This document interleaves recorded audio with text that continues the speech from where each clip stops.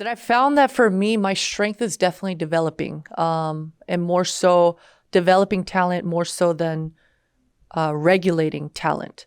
So what I mean by that is my strength is definitely not getting five superstars together and uh, what's the word? Collaborating with five superstars and figuring out a game plan. My strength is definitely pointing out players' weaknesses and letting them know, hey, we got to face these weaknesses and we got to be better. Hi everyone, Station 2 in here. I'm here with Evil Genius's Potter after a 2-0 series against Cloud9. So what was the preparation like going into the series after, that really long 2-1 series against Loud? What were kind of the reflections you had about that team so that you could kind of go into playoffs really strong? The preparation for this series was very similar to all of our prep leading up. C9, there was a lot more footage on them. We're in what week? I don't even know, 5. So definitely a lot more footage. So it was easier to prep, but that there generally does happen as the year goes on because you've had time to marinate with the team and you've had time to kind of synergize, and that's kind of where we are right now. Mm-hmm. Was a lot of the week spent on anti-strating or more just focusing on EG themselves and working on the team play? That's a good question because my anti-strating is very different. So yes, it was very anti-stratty, but it's not anti-stratty in the way that I would say, yay, you're going to expect this player here play tucked and at this time, peak at this time. You can expect X, Y, Z to happen. It's more anti-stratting on their comp. So it was really kind of, I don't want to say basic, but it was basic. It's Icebox. This is just a really fundamental map, and it's pretty straightforward. And right, so it's they've got a harbor, they have no flashes, and they have a Sova. So it is anti-stratting, but it's anti-stratting for the comp, not so much for C9. Is that something that you would normally do going into playoff series, or even when you're in Tokyo and making a champs and you only had these 1 to 2 day periods? Or is this kind of something that's a new way to do preparation for specific scenarios like this week? It's pretty much the same. So for instance, at champs in 23, what I would do is leading up to a match, for instance, if there was a Phoenix on the other side. I vividly remember this because PRX ran Phoenix on Pearl. At the time in 23, nobody else ran Phoenix. And so in scrims, we never got much value out of that practice. So what I would end up doing is in the middle of the rounds, I would just randomly yell out Phoenix voice lines or yell out that the Phoenix is starting on a part of the map and make us react to that Phoenix ult or make us react to that Phoenix starting on that part of the map and us talking about, do we think they're going to end where that Phoenix showed? And, it's small talks like that. So yeah, for sure, it's very similar to how I anti-stratted in 2023. Mm-hmm. That's a really interesting aspect because I've never really heard someone do that as a preparation method. Is that kind of just something from just years of experience in FPS where you're just, because you have such a strong base of the typical protocols and the fundamentals of just tactical FPS, that you have more mental bandwidth to kind of just think of more creative ways to solve problems? I would say so.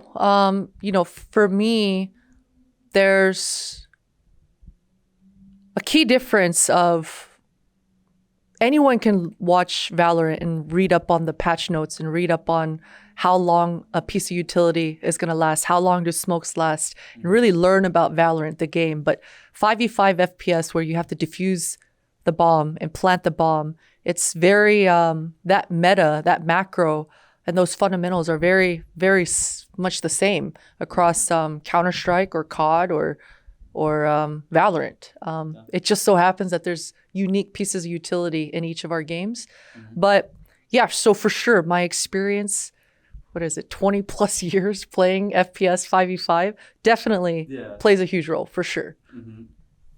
And I'm genuinely curious because you've been kind of not coaching necessarily, but coaching / playing for years.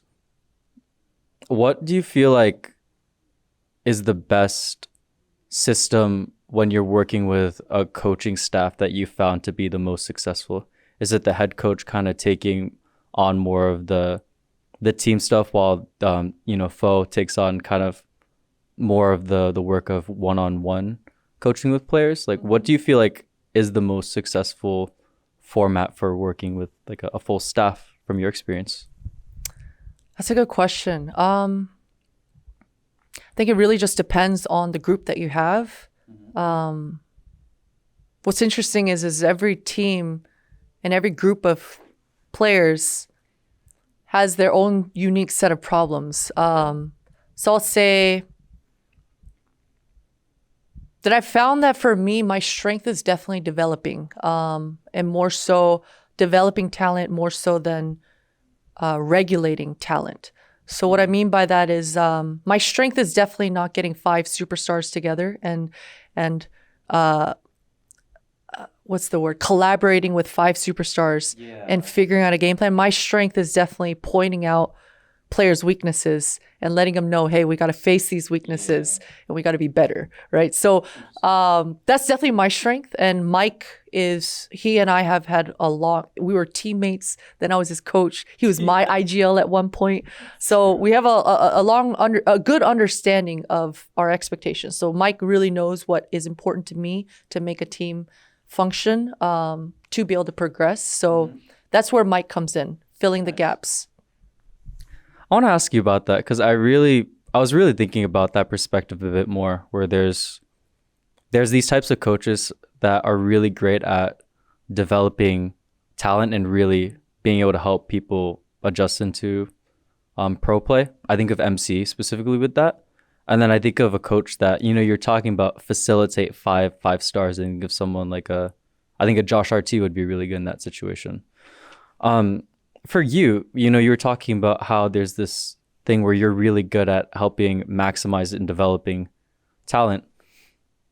When you identify these issues, how do you work with them through that? Does it start with asking a bunch of questions to facilitate conversation and thought, and it's a collaborative process, or is it more so you kind of being a teacher more so and then telling them what they need to do to succeed?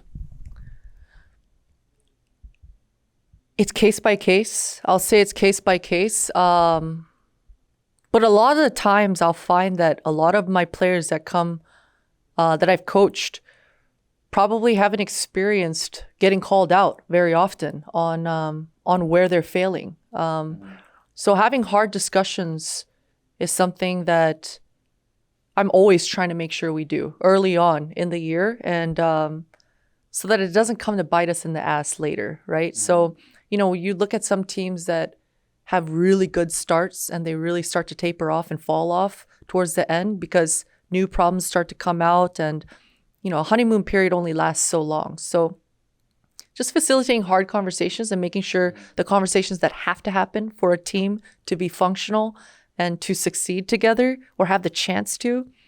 It's just, I've been in teams for so long, and I've failed and struggled on teams for so long that I know what those conversations look like. And so, I just make sure that we have them. That's a really interesting aspect. That sounds like a lot of flexing your emotional quotient, emotional intelligence.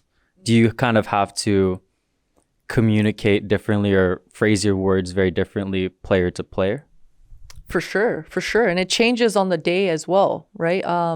Filling the gaps on, for instance, if on that day we're really struggling with confidence more so than anything, then I'll make sure that I'm more feeding our egos and trying to make us confident and see the opportunities that we missed. And then on the days that we're overheating and our egos are just too crazy and we're facing way too often, I'm going to make sure, we don't have to all be him right now. We can let the round develop a little bit. Come on now. That's really interesting. And I feel like the answer is probably it can be both. But for you, when it comes to these situations, is your natural gut instinct what you feel off of intuition, or is it defaulting to the processes and systems that have worked for you in the past?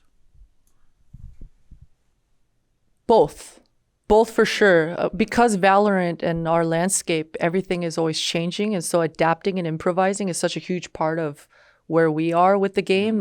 This year, Tejo came out, what was it, a week before kickoff, right? So I would say for sure those processes, I depend on those for sure, but it's case by case as well, for sure. Like for instance, I know a lot of people will know that for me, I'm very demanding or commanding for my Sentinel role, from Boostio to APOTH to Ye now. I spend a lot of time with my Sentinels on finding the gap and really applying the pressure. I don't like my Sentinel to sit there and wait for something to happen and always be reactionary. I push a lot of proactivity. So,